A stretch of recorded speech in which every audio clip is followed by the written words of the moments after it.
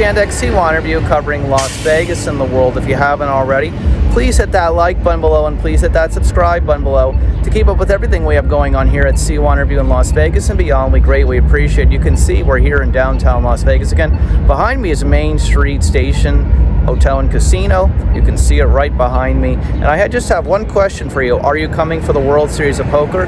The biggest poker tournament of the year. The series has begun at Horseshoe Las Vegas and Paris Las Vegas on the Las Vegas Strip. And today we're going to look back at our C1 review recently with WSOP Poker Champion Tom McAvoy. More than an hour, a great discussion. And here is that C1 review. Let us know in the comment section below if you're coming for the World Series as well. I'm Chris Yannick for C1 review. If you haven't already, please hit that like button below and please hit that subscribe button below, and I'll see you in the next one. Chris Yandex C1 review covering Las Vegas and the world. If you haven't already, please hit that subscribe button below and like this video to keep up with everything we have going on here at C1 review in Las Vegas and beyond. We greatly appreciate it. Today we have a treat for you.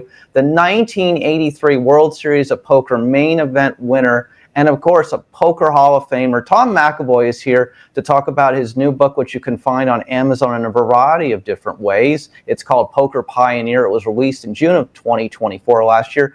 Tom, thanks so much for being on C1 Review. It is such a delight to have you here with us today. My pleasure.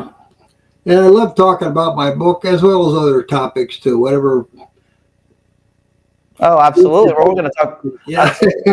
I mean, it's 500 pages. There's a lot there, obviously. But why don't I just start with this and then we'll talk about the book. I mean, you win the World Series of Poker in the 1980s. Is it fair to say that what made a good poker player back then is different with today's poker world? I would say some of the same characteristics are necessary now as back then.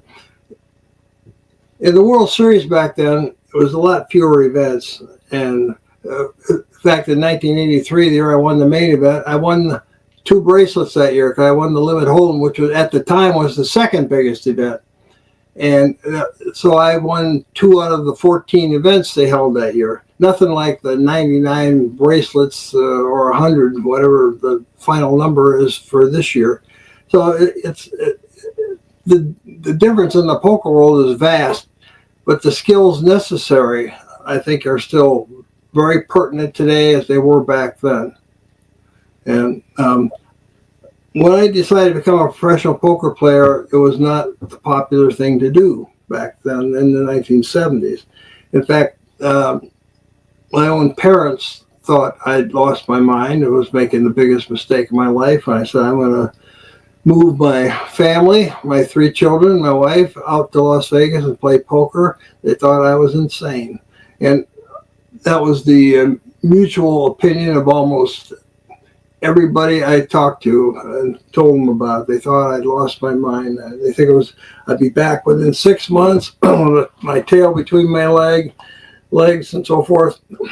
Even the players in my home poker game, which I was destroying on a weekly basis, thought I was crazy. Beating your buddies at home was one thing. Going to Vegas and playing with professional players, different story. And that's why they used to call, maybe they still do, Las Vegas is the graveyard of hometown poker champions. But not all hometown champions fail. And I was one of the exceptions that proved the rule that some of us are going to make it. And I was one of the lucky ones that did. But I was very dedicated and willing to do whatever it took to survive. And I never did have to go back to the corporate business world.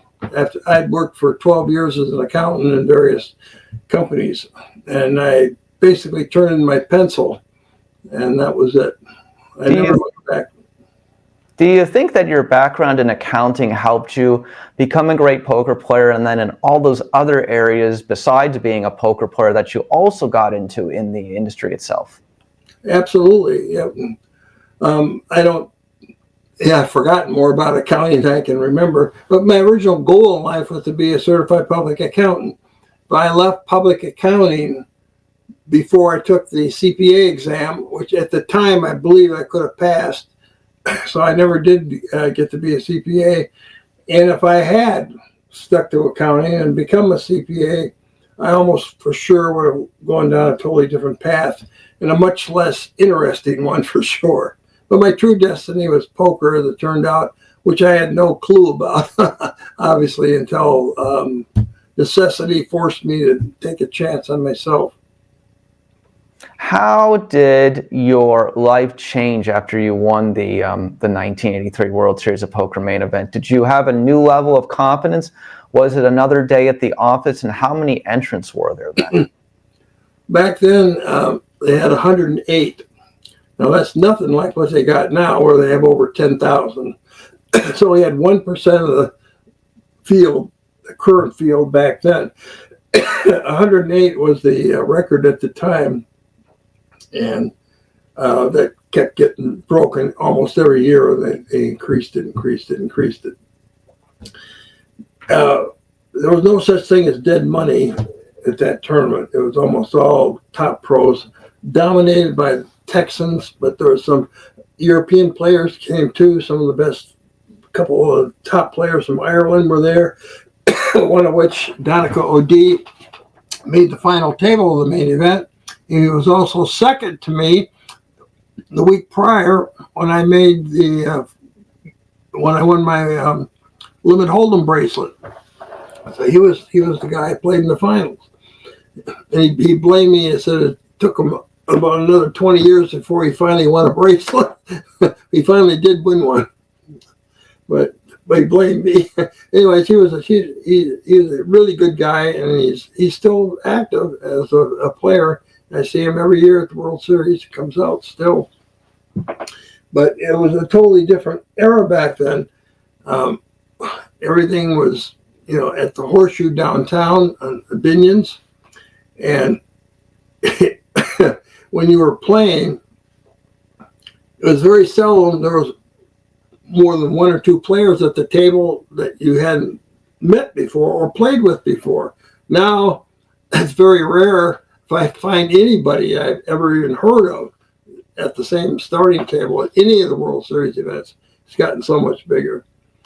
Can you imagine? It was like 14 events back then. Now, like there was 100, and then that's not even counting the bracelets they give away in other areas, in Europe and so forth. Oh. So the contrast, you couldn't even imagine it. Even the most progressive, optimistic players never could have seen what happened to poker, where poker players actually became like media stars in a lot of cases. People like Doyle, of course, Negreanu and Helmuth being the most obvious examples that their influence and fame has spread way beyond just their activities in the poker world. Oh, no denying that. But here's what I'm going to ask you in that regard. So after you win the main event, you become one of these early guys who's like, well, I could make money in poker, not just by being at the table. I could write how to be better at poker books. And then obviously you also got involved in running poker tournaments. So how did the guys feel when you started writing these books about how to get better at poker? Did they feel like you were bringing in this whole new generation of people, and thus the fields are going to expand and the secrets weren't the secrets anymore? What was the reaction to that? Well, that's kind of interesting. Even after winning these two events at the World Series, I became very famous in poker, which was a much smaller world back then, overnight, virtually. And 4 months after I won those two World Series bracelets, I went over to Ireland, where Terry Rogers hosted the only European tournament at the time in Dublin. And I won the main event there 4 months after I had, captured the two bracelets at the Binions at the World Series. So it was a cool, totally different era. I never thought about writing a book. That was the last thing. I didn't even occur to me to write a book. By the way, there was absolutely at that time not one book anywhere about the World Series. Doyle Brunson had come out with his super system, which wasn't called that originally. Originally, it was called How I Won $1 Million Playing Poker. And that came out in 1978. And before I'd moved to Vegas, which was I arrived for good July 4th weekend of 1979, same weekend they opened Vegas World, which has now become the Strat. But for a year, between my last accounting job ended in May of 1978. For 1 year, I flew back and forth for staying for various lengths of times, anywhere from like 3 to 6 weeks at a time, testing the poker waters.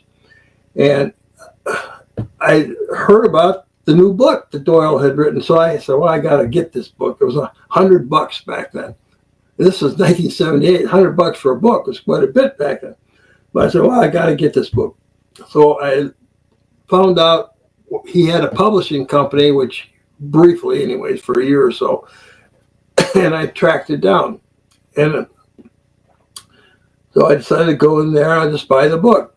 So there's only one person sitting there. When I walked in the office, it was Doyle. I said, the man himself, you know. So I introduced myself, hi, and I said, I would like to buy your book. And he's always happy to, you know, autograph it and be gracious. And then I did something that's a little uncharacteristic for me. I wrote about this in my book, my autobiography. I pointed my finger at him like this, not in a mean way and not in his face. We were several feet apart. I said, one of these days, I'm going to be at the same table with you. You just wait and see. And he's heard that a million times, I'm sure, from other people. But in my case, it actually happened. So now, what does all this lead to? Well, I hadn't thought about, so I bought his book, obviously. I studied it. I read through it multiple times. And what people don't realize is that in 1983, when I won the World Series main event, Doyle Brunson made the final table and came in third. And everybody thought he'd win his third main event title, that he was the big favorite. But myself and the runner-up Rod Pete, we had a different plan, as it turned out. But anyways, Doyle came in third. That was the last year he made the final table of the main event. Now he won other events and other bracelets after that. So back then, winning the main event was nothing like it is now, or $12 million, you know, for first place. It was the year I won. It was paid $540,000, and that's big money back then. Even, you know, even now that's a nice chunk of change, but back then it was even more. But there's a lot of stories about that. I only had about a third of myself by the time the smoke cleared between deal making and pieces sold, so forth. So that, but I knew after I won the main event, I went from being obscure to overnight. Now I'm getting written about in all the papers that covered the poker scene, which was a fraction of what there is now. But I knew my life would never be the same. It never was. Did I think about writing books? No, didn't even enter my mind.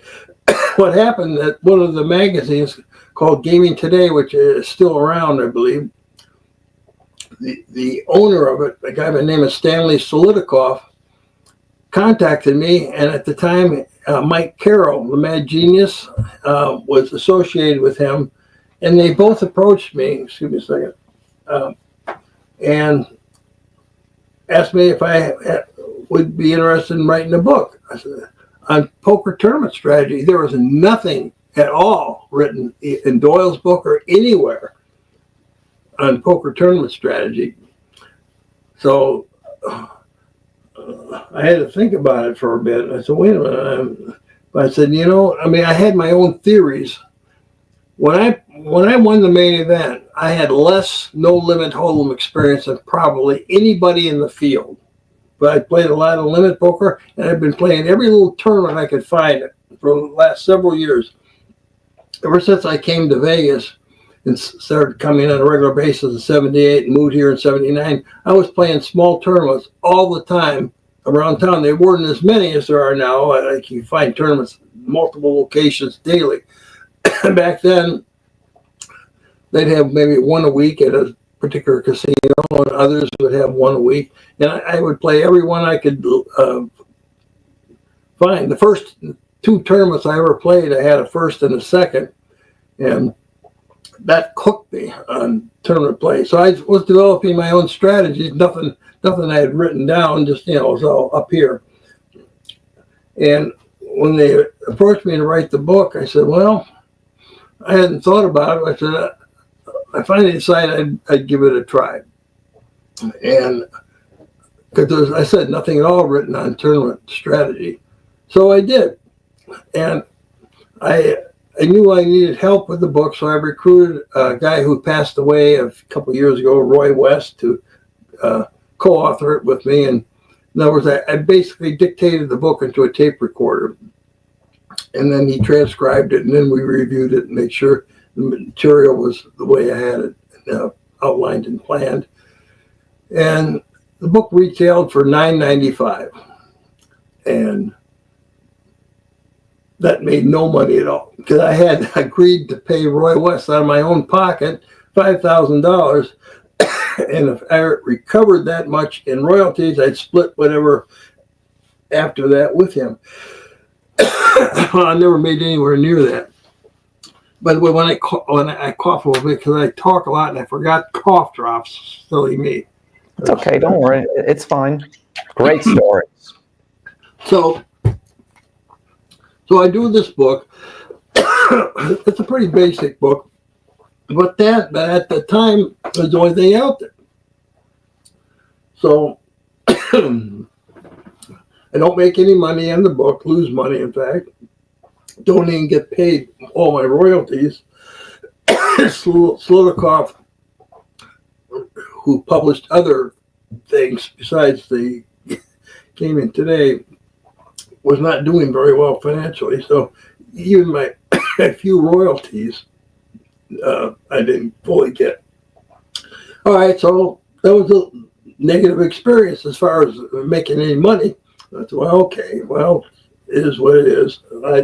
I forgot about writing books. I didn't do another book for 10 years. And the reason the second book came about, a lady moved from Bakersfield, California, had written a couple of books herself under the name of Shane Smith. Her real name was Dana Smith, but she didn't feel a book written by a woman would sell as well. So she used Shane as her pseudonym. And she moved to Las Vegas with the express idea of starting her life. She'd just gone through a divorce and stuff. So she wanted to get her life on a new track. But she also, because she had written a couple books on her own, wanted to track me down and see if I would have an interest in writing another tournament strategy book. She had written the second book ever written about tournament strategy, and she called it Tournament Tips from the Pros. And I was heavily quoted in there, as was Doyle and a lot of the other top players. So there was a lot of tips on tournament poker in the book. It was a pretty good little book at the time. And it was, I said, other than my original book from 10 years before, there was nothing written on it. So she ran into me just by random. I was in a poker room, of course. I was going to the Mirage at the time to play. And I ran into her, and she stopped me and said she would be very interested in working with me on another poker tournament strategy book if I had an interest. I thought, well, I didn't know her, who's she? I mean, she's Bakersfield. I was familiar with the fact that she had written a couple of books, but since I didn't make any money in the last one, I was damned if I was going to write another book if I couldn't make any money. So I kind of brushed her off. I said, I don't think so. And then I just forgot about it. Well, I run into her again 6 months later. And at the time, I'm basically going through hard times financially. And I had just been divorced a few years prior. That wiped me out completely. So I was like not doing well financially. At this time, she had a business plan. And she says, Tom, I think we can make around $25,000 if we do this book. And she had it all written down and stuff. I said, well, at the time, that sounded pretty good. So I said, all right, but we're going to do it on my schedule, my time, my this, my that, and so on and so forth. She agreed to all that. And I said, okay, fine. So I started doing the same thing, dictating the book in the tape recorder, except it was a mishmash. It was, I started out with, I think I started out with Raz of all games, you know, because I decided to do the book similar to Doyle's book covering every game that they had a World Series event for. Like Doyle did with his Super System. He covered multiple games, not just No Limit Home. So I started doing that, and she said, basically, you idiot, this is totally unacceptable and no good at all. It didn't flow, nothing. And she was right. She didn't say, actually call me an idiot, but that was the message. You know, you kind of read between the lines. So I said, okay, all right. So I said, I figured out, I actually did figure out what we need. I said, we need an outline, and I will try to restructure this, and that's what we did. We made an outline together, and then the book flowed. And I told her we're going to do it at my time, my speed, blah, blah, blah. Once I got into doing it, now I wanted to get it done, because it took 5 months to write this book, which was a lot longer than the first one I did with Roy West. So after we got into it for a while, I was thinking to myself, you know, this book is pretty good. You know, I mean, it's nothing like Super System, perhaps, but there's some similarities, and it's about tournament structure and so forth, and tournament strategy, and there's nothing out there on it other than the one I'd written 10 years before, which is useful but nothing special. And I always knew I could do better than that. So we get the book. It takes 5 months rather, before we actually have it in print, which comes out like March or so of 1995. This was 1994 when she had approached me, and I kept saying, you know, is this book as good as I think it is? Because I thought it was pretty good, and it was. And we self-published. We sold ourselves. There was no middleman, and you know, we retailed it for $40. I even did 200 limited edition hardcover copies of it, which we sold for $60. We sold them all out. So we sold out the whole printing. So her guesstimate of how much I would make on the book was $25,000. I stopped counting after we'd made over 100,000. I lost track. I just reported whatever my income was on my tax return. I don't even remember how much we made specifically on that book. So that book went extremely well and made a lot of money for me and took a lot of the pressure off me financially. Now I'm kind of basically solvent again. And it got a lot of favorable publicity. And I felt, you know, I felt I did a good job, and I liked the idea that I could actually make some money doing this, which I'd never before, after my first experience, thought was even possible. So anyway, so what's the logical thing we do next? Oh, we write another book. Okay, so what should we do this time? Well, I was casual friends with TJ Cloutier, and he was at the time probably the #1 tournament player in the world at that time, and he was a fantastic no limit hold'em player. And at the time, when I first came to Vegas, limit hold'em was the main game. And they didn't even spread no limit hold'em cash games. The only time you played no limit was in tournament situations. But we played a lot of pot limit hold'em, which has similarities to no limit, but not the same. It's a totally different animal. So I played a lot of the pot limit, and so did TJ, as well as limit hold'em and occasional no limit hold'em tournaments, which were few and far between back then. That's totally different now, of course. Anyway, we approached TJ and asked him if he would have an interest in co-authoring a book with the three of us, you know, with Dana being the editor and TJ and I doing the book. And he thought about it, and I told him, we did really well with the tournament poker book, and I said, you're like one of the biggest names out there. People are going to be very interested in anything you have to say about No Limit based on your success.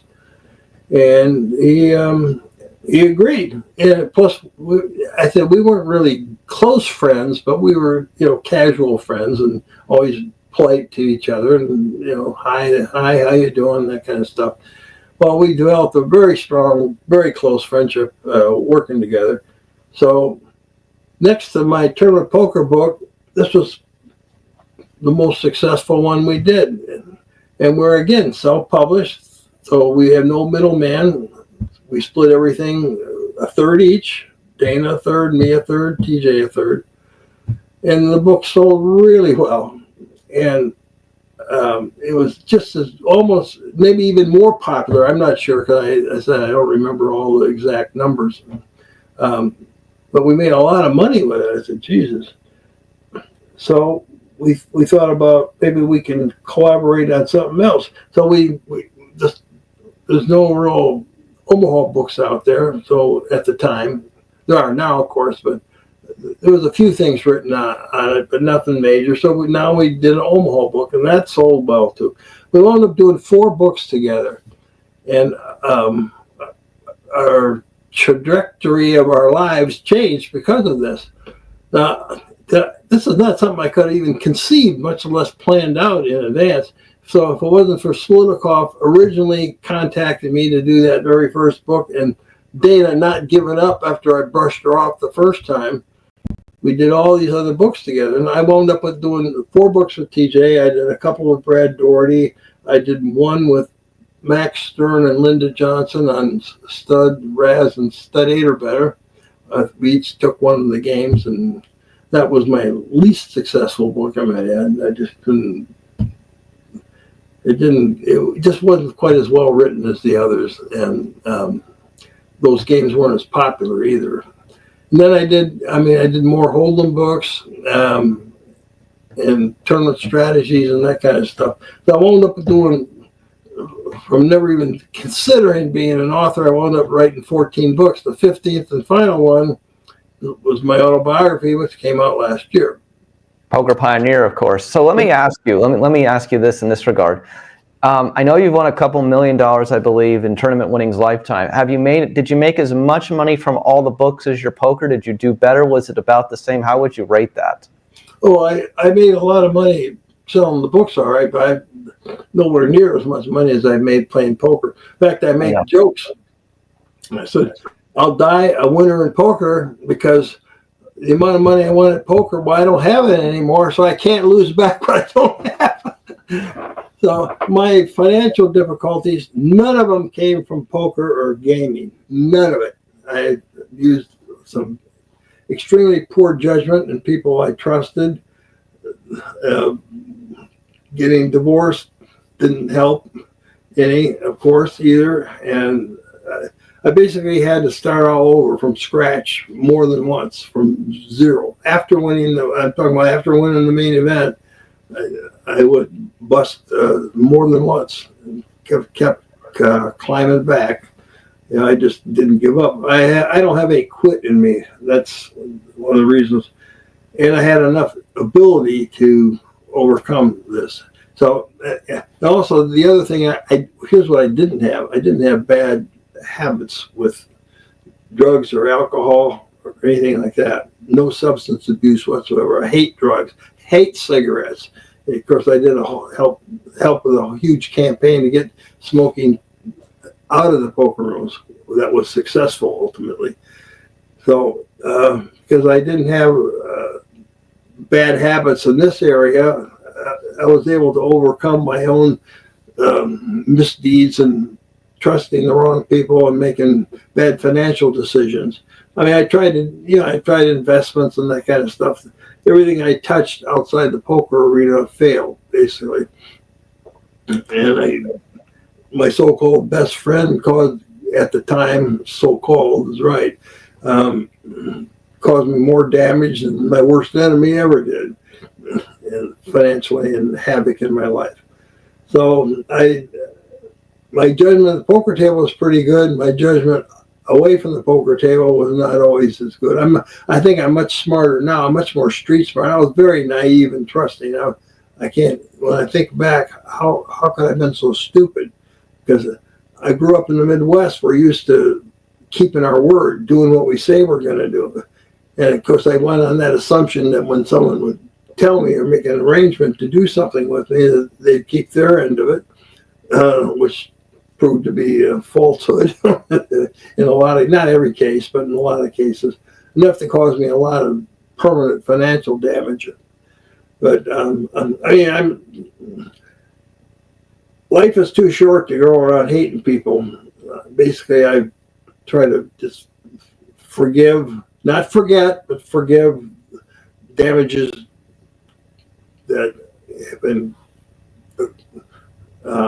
placed on me by others, and I try to forgive myself and for any damages I have caused other people, any hurt and pain, which we all at different times have hurt other people, usually someone we really care about, really love you, and I've done that. And so but to go around being, gee, I don't have what I used to have, being bitter about it, no, forget it. Life goes on. So good attitude. I agree. Let me ask you then, so moving forward, let's talk bankroll management. You are an accountant. Bankroll management. More money to be made if you're doing bankroll management, playing in tournaments long-term, playing cash games long-term, and hustling. What would you say would be the better profitable strategy for somebody with bankroll management? some of the best tournament players in the world, like I used Dan Negreanu, he was player of the year one year. The very next year, he lost a couple $1 million playing tournaments. The same success he had the previous year, gone the next year. If you're a really good tournament player, the fluctuations are enormous. The very best tournament players, and take any name you want, Helmut, Negreanu, Phil Ivey, any of them that are top-notch tournament players, they're not going to cash a tournament more than 20% of the time. They just aren't. So no matter how good they are, that means you got a failure rate of at least 80% or close to it.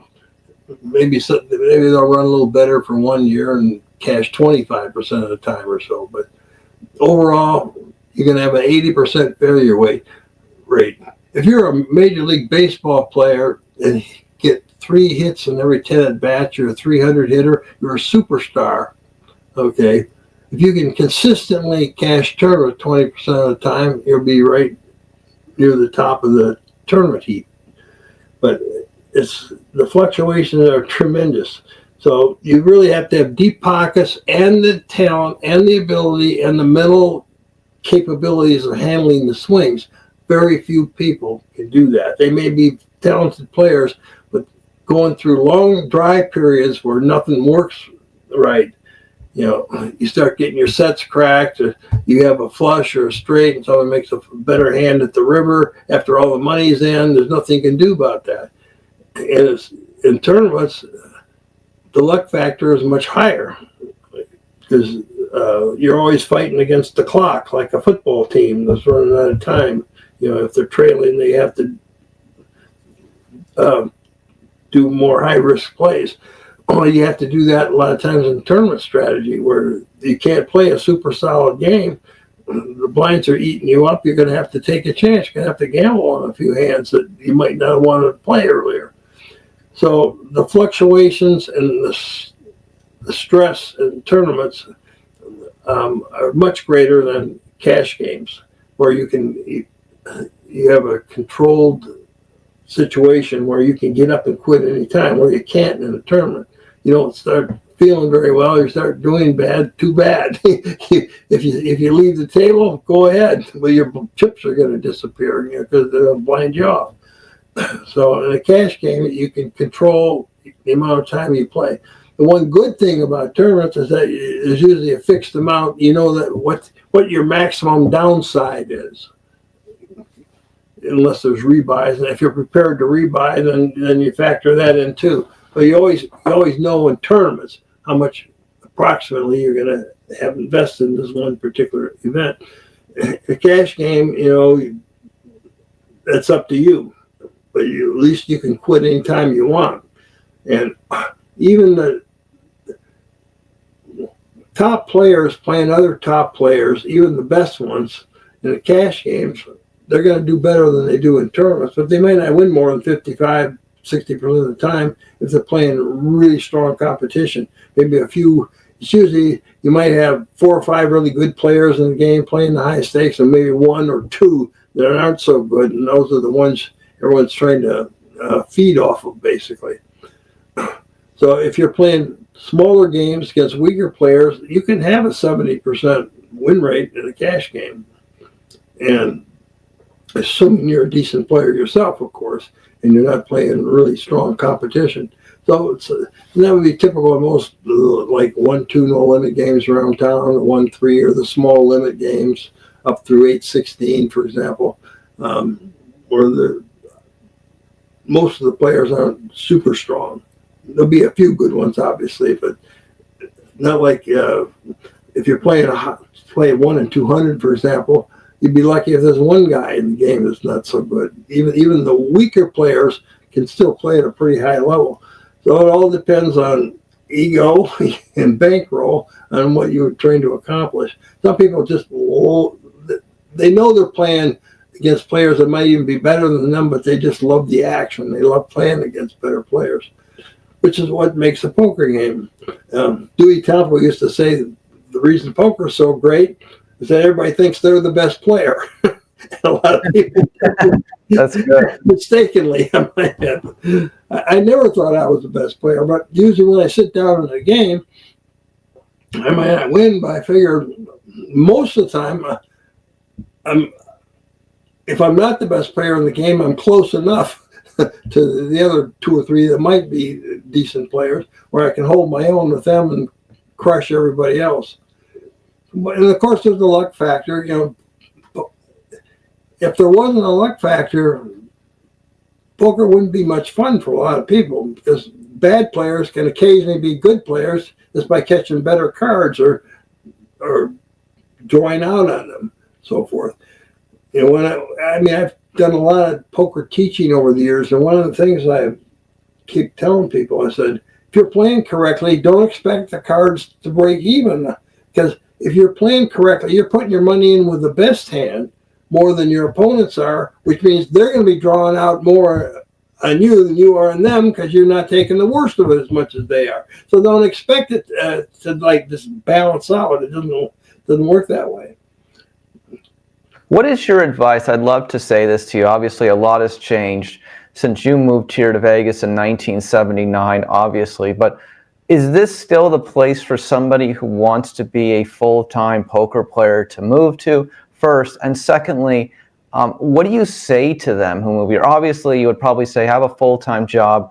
Obviously, practice and do tournaments when you're not working. Try to improve your game, obviously. But I imagine, like, what would you advise somebody who has those dreams? Obviously, there are tens and thousands more players now playing in these tournaments. There's more people willing to take risks and chances, and as you say, just gamble more than ever, not play by the poker standards and rules. Of course, we call some of those players donkeys, I'm sure you know. The reality, though, of what it comes down to is, like, what do you say to young people today who have full-time poker pro ambitions? Well, most people, the general advice that you would get from most people is don't do it. But putting that aside, that's what I was told, and I ignored that, and I expect most people to want to give it a serious shot or not. They may be told not to do it, but they're going to take their chances anyway. So here's what I would advise. One thing, I really believe to be successful at poker, first of all, you have to be smarter than the average guy. There's no such thing as a stupid guy that is successful at poker on a consistent basis. That doesn't exist. Most of the top pros would be very successful in other areas of their life if they chose to pursue them.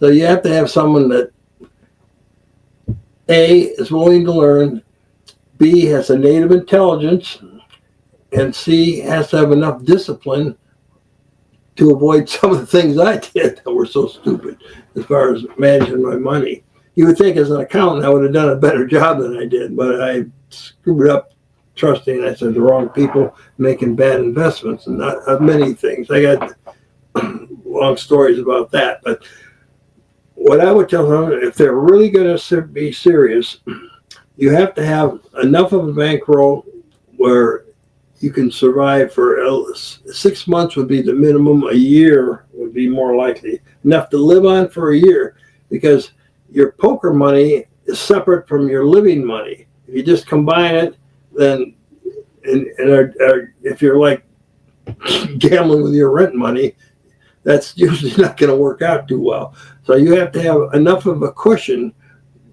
where wherever you earned that money before or inherited it or whatever you did to get it, you have to have enough to survive for a minimum of 6 months, and that's just taking a shot. But you really need enough for about a year so you can handle the fluctuations. If you're not a winning player, it doesn't matter, because you're not, in the end, they're going to nail you anyways. So you're eventually going to go broke. But you got to be willing to learn from your mistakes. You have to dedicate yourself. I always said you got to be dedicated to the point of fanaticism if you want to really make it as a poker player. If you're dead certain that you think you have the ability to do it, and are willing to put the effort in, to think playing poker, that sounds like a lot of fun. Well, it is a lot of fun, but if you're trying to survive, make a living off of it, it's a business first and foremost. You have to treat it like a business, and not just say, it's just fun and games. Now, some of these guys with a lot of money that play high stakes, if they lose, so what? They don't care.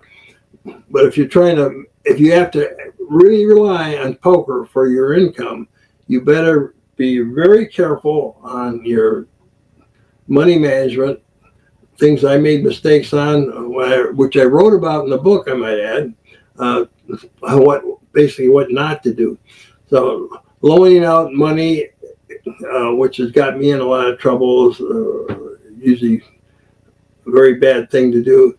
Keeping your word, I think, is critical. If poker players' word is no good and they go broke and trying to get a stake, they're going to have a much harder time if they won't. So he's not trustworthy. Why should I help him out?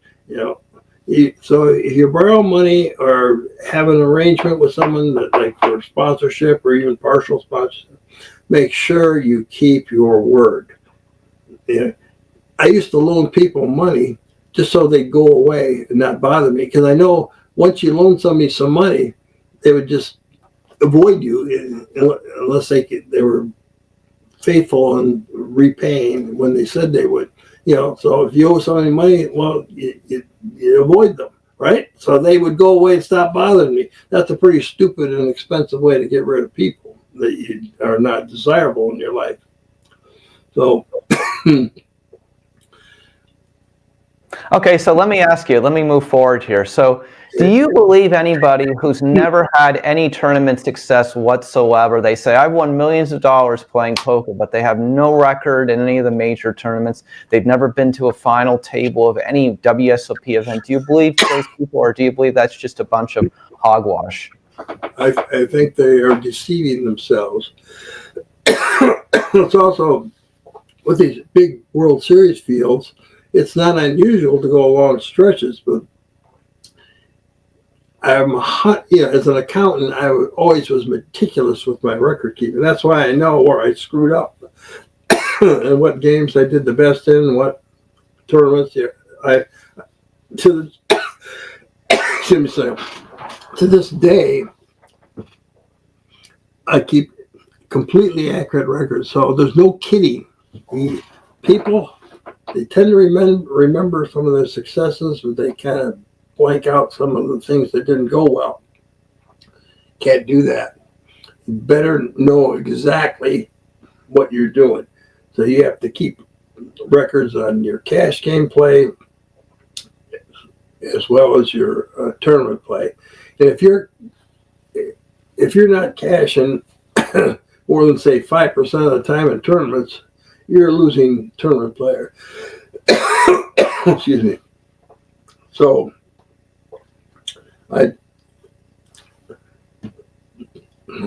one of my best friends, I'm not going to mention his name, but he keeps thinking he's just running bad. Well, he's been running bad for 10 years in tournaments, I'm talking about. You know, and he has his own philosophy and thinking. We argue poker all the time. You know, his approach is so different from mine. And he won't listen to me. He just is convinced he's on the right path, but the results don't show it. Well, he's kidding himself. But he's my best friend, so who am I to, as long as he's not jeopardizing his financial situation, he has enough money for the stakes he plays, or if he's not winning, it's not going to ruin him financially. But he's not a winning player, and hasn't been, and never has been. But he thinks he's playing right. Now, there's a lot of people like that, you know, that have some success. Yeah, no one loses all the time. Even the bad players going to win once in a while. So if you even have marginal skills, you're going to win some of the time. And that's always a success. Little successes even, they encourage people. But the reality is quite a bit different. He says, "Oh, you're being negative." Okay. Well, it may sound negative, but I think it's more like I'm being realistic. So yeah, you have to approach this with your eyes wide open. The biggest problem everybody has is themselves. They got to control themselves first. They have to have the ability. See, that was part of it with him too. His ability is not as high as he thinks it is, and I know that. But he's okay playing mediocre players and stuff. But if he starts to play bigger stakes against better players, no, he's a fish out of water. You know, and people, they don't want to hear that. He doesn't want to hear it, and so what can I do? I just encourage him and say, "Well, I hope you're right." And if he's doing something that I really think is wrong, I try to dissuade him. So, but it's tough. Everybody that plays poker thinks they know how to play, even when the results aren't there. And not everybody says they want to win, but they don't do what it takes to win. A lot of people. I want to reflect back on you and, of course, Doyle Brunson, Johnny Chan, and some of the other greats from that era, of course, and today. But during your era, when you were at the top of your game, do you think that you and Doyle and all the bigger players and even the bigger players today, that they tend to bluff less, or do you think that's just a circumstance situation? I think we bluff less, way less than what people think. But we read situations right. We know, you know, people like Doyle and Chan, they're experts at sensing when someone is either weak or can't handle the pressure. You know, that will fold a slightly better hand, when they'll do it. You know, there's a lot of psychology involved. And Doyle and people like Chan and several others, Ivy, of course, and Negrano, they're expert psychologists. Negrano, he likes to talk people to death. He's constantly trying to engage people in a conversation. So I have a very simple situation when I'm at the same table with him. If he asks me something, usually about my chips or something, or, you know, I don't talk to him. I mean, other than if I'm not in the hand and he asks me a question, yes, I'll answer it and that kind of thing. But the best way to handle people like Negrano that are getting a lot of information off you by engaging in conversation, just don't talk to them. You're not required to answer a question. Besides, poker players are notorious that, you know, if their lips are moving, they're probably lying about something at the table. That's not always the case, of course, but you're not always going to get a truthful answer anyways, but even that's information. So every time you answer a question from a skilled tactician, like Negrano is a classic example of a guy who gets a lot of information just by engaging people in conversations. You're better off keeping quiet. Tell me about your contributions to poker as far as getting smoking off the poker tables, out of the rooms, in general, all those contributions. The World Series went non-smoking for the first time in the year 2002 at the World Series. That's not exactly ancient history, although it might seem so to some of the younger players. Up until then, people could smoke at the table. There was more arguments over that. I realized a long time before we finally got it eliminated that there could be no compromise. You know, it had to go. It just had to go. A lot of the casinos were fearful that players would stop going to tournaments if they couldn't smoke. They don't have to quit smoking. They just have to take it outside. That's all. Yeah, they're not going to quit playing poker because they can't smoke at the table. Believe me, it's just a lot of them threatened to do that, and they are all basically full of crap, because they didn't have to quit their nasty habit, but they just couldn't chain smoke at the table. Even T.J. Cloutier used to smoke all the time at the table. He thinks that getting smoking eliminated from poker rooms saved his life, because he started to have some attacks and fainting and that kind of thing, and it was all smoking related. And so he finally quit. And right about the time we got it completely outlawed, he completely quit. And he was a heavy smoker too. And he thinks he's alive today because he did. Otherwise, he most likely wouldn't have made it. Heart would have given out. So there was a lot of resistance from casinos and some of the players, but eventually the idea started to catch on. We were circulating petitions and going to management. It wasn't just me. I had several other people fairly prominent in the poker world doing that. We had big names signing our petitions, like people like Chip Reese and Doyle. Even in a lot of some of the people would sign the petition and then put in parentheses after their name, smoker. Even some of the smokers, they finally got through the idea. Of course, casinos were full of nonsense about thinking they were going to lose business. What happened was, once we finally got rid of it, more people came back. They couldn't stand it before. They were like me. Sometimes, I would have to quit cash games because I couldn't stand it. I was being, smokers on both sides. You can't even imagine now how bad it was. And people putting up with that nonsense. Everybody knows smoking is terrible for you to begin with.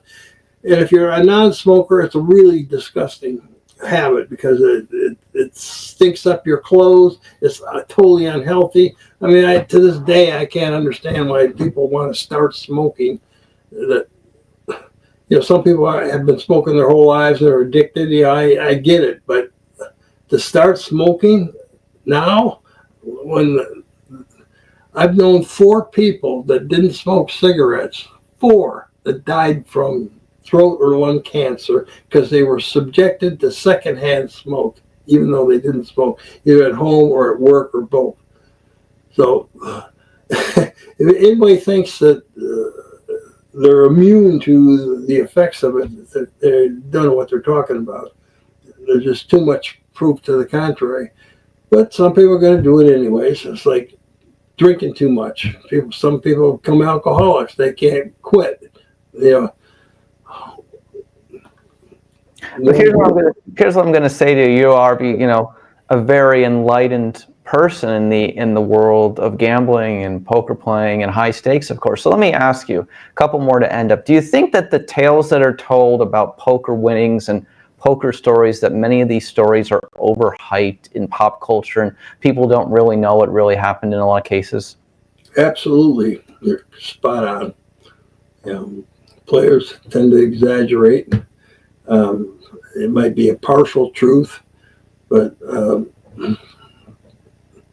things that aren't hyped, that are true, that are kind of hyped, are the really weird proposition bets some of these people make. There's some incredible stories about prop bets that are true. A person like the regular world, regular meaning they play a little poker on the side, but they're in business for themselves or working in a regular job. They can't even fathom what these people do, the kind of betting the side bets they make, and living off gaming. You have to be extremely talented, either a handicapper if you're an expert sports bettor, or most of the successful professional gamblers, what I call them, that are poker players. So that is the one area where if you're good enough, you can overcome the luck factor and everything else. In the long run, you're rewarded for making correct decisions in the long run at the poker table. And you kind of are the same way in life, I think. There's a lot of similarities between a successful life and being a successful poker player. But what do you think going forward? So now let's talk about your contributions. Besides, of course, winning the WSOP Main Event in 1983, you also had work running the tournaments at the WSOP. So tell me about that, and what do you think makes a good poker tournament, like a structure? Well, it used to be, the tournaments used to be dollar for dollar, and sometimes the structure would be a little bit too fast for the amount of chips in play. Now that changed, and now for the first 30 years of the World Series Main Event, he's got 10,000 chips for your 10,000 buy-in. So that finally changed, and they started giving people more chips, more time to play. Poker was never going to catch on as a spectator sport until people could see the hole cards. I used to say that before they had the hole card camera.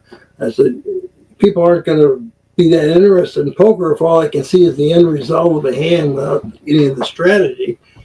And of course, some of the players were resistant to that too, of course, at the beginning, because they were afraid they were giving away too many secrets. Well, this is how you get new players. Poker is very successful because there's a lot of new blood coming in all the time.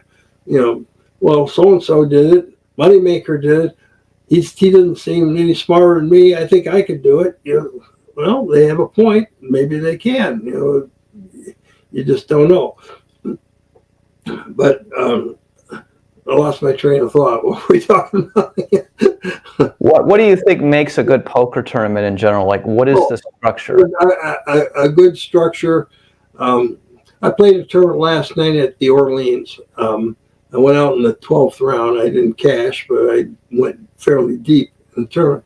But they start out with 30,000 chips, and the blinds are 1 in 200. But they do 20-minute rounds for the first couple hours of the tournament. So it goes up on a regular basis. But one of the reasons the World Series is so popular is that there is plenty of play to it in all the events. In the main event, you start with 60,000 chips. In some cases, I think it's almost too much play because it takes too long.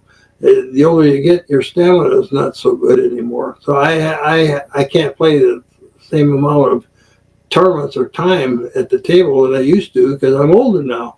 And my stamina just didn't hold up. So I really paced myself at the World Series. But to me, they're the bench water. They're extremely well-run tournaments, extremely good structure. You can you go online and you look up a particular tournament you have an interest in, they'll tell you exactly how many chips, the time limits, and so forth. So even the ones with a little bit faster time limit, they give you enough to play to start with. So people are getting a fair bang for their buck when they play the tournaments. So I think the World Series is always the benchmark.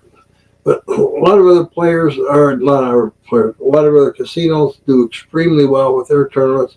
Wynn, for example, has next to the World Series, I think it's about the second biggest tournament in every December now, and they have very good structures. So the Venetian and so forth. But even the local tournaments, the daily tournaments around town, they're giving people a little bit more play.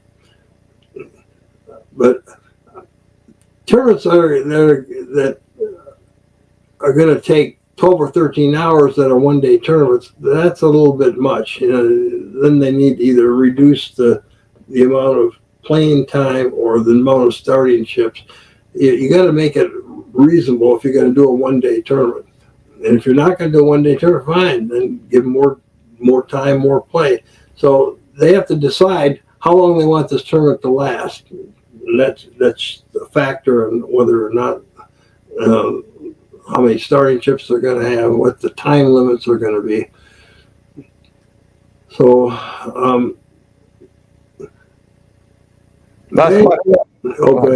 last question for you. So let's just talk about it. So from 1979 to 2025, you're here in Las Vegas. You see the changing of the entire poker community going from 100 people to now tens of thousands in some of these World Series of Poker tournaments. But what do you think about what came of Las Vegas from 1979 to now? What is Las Vegas today? And being able to see the changes from the end of the mob era to the beginning of where we are now. What are your thoughts on where we are today? Welcome to corporate America. The people like the Binions that had personal relationships with their customers, gone by the wayside, pretty much. It's all very corporate run. Bean counters that say, well, if we don't make a profit here, there's something wrong with it.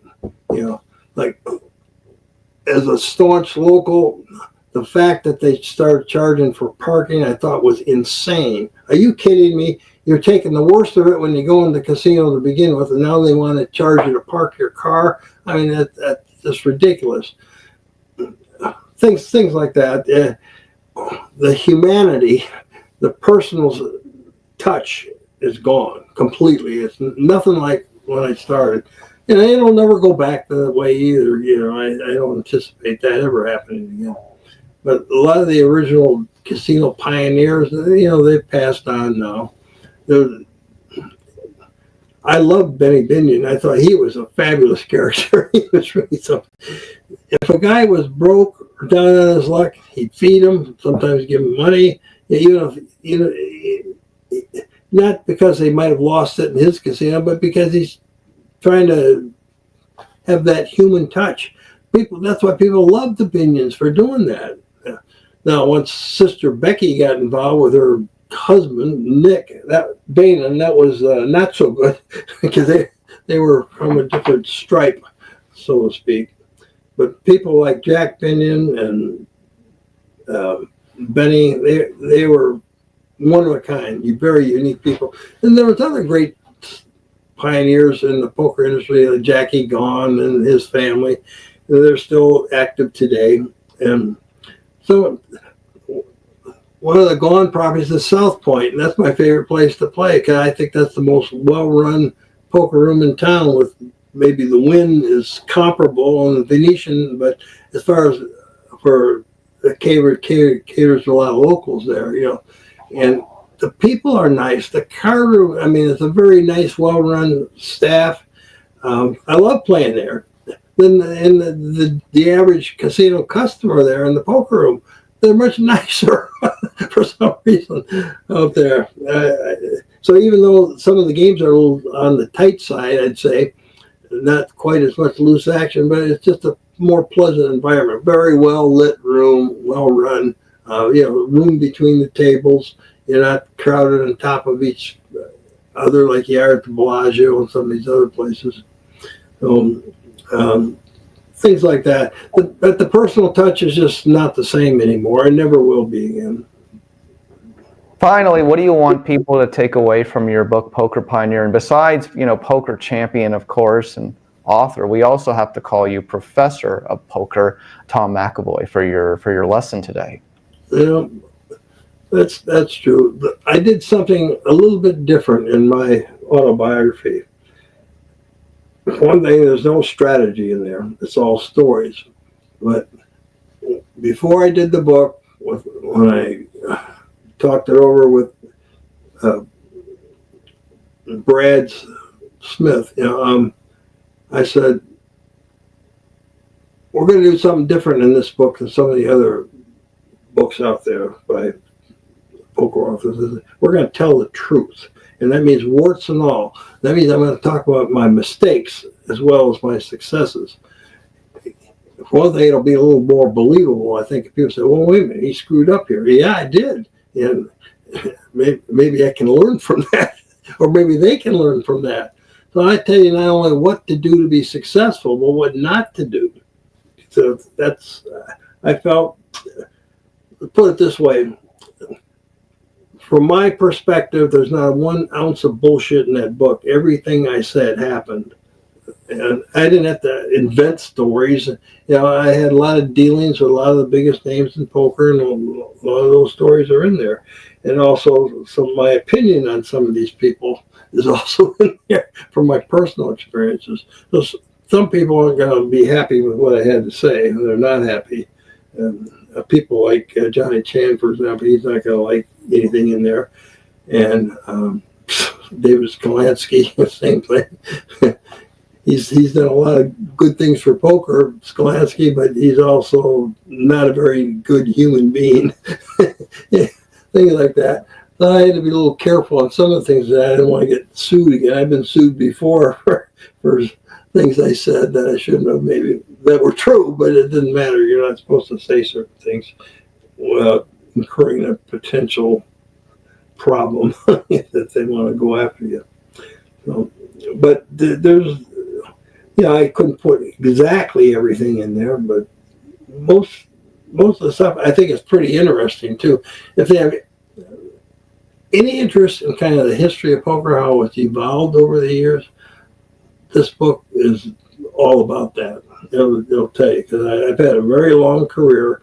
I'm not ready to retire to a rocking chair yet either, so I'm still out there, not as much as before. I used to travel maybe 5 months out of the year for tournaments on the tournament circuit.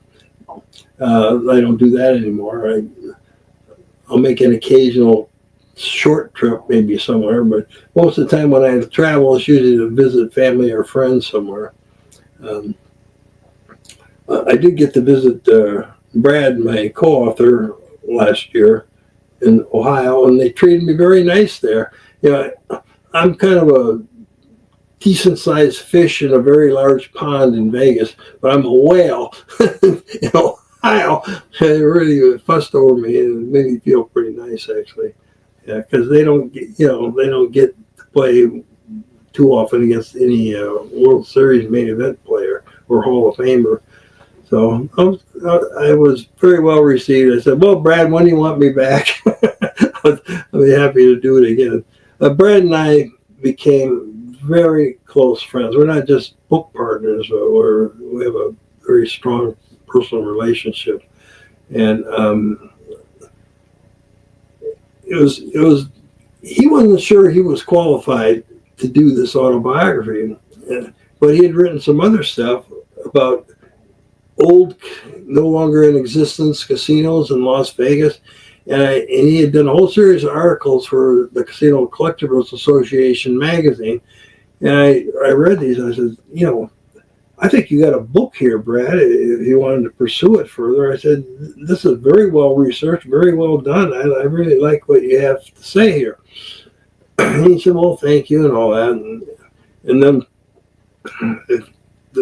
I had tried starting my autobiography a couple other times, and I didn't get very far. I realized, just like I did with my first book with Roy West, that I needed someone there and to do it with me.